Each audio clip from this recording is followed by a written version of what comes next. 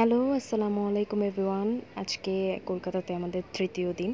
তো সকাল, সকাল রেডি হয়ে বের হয়ে গেলাম। আজকে আমরা হচ্ছে ভিক্টোরিয়া মেমোরিয়ালে যাবো। তো যেই কথা সেই কাজ। চলুন ঘুরে আসি।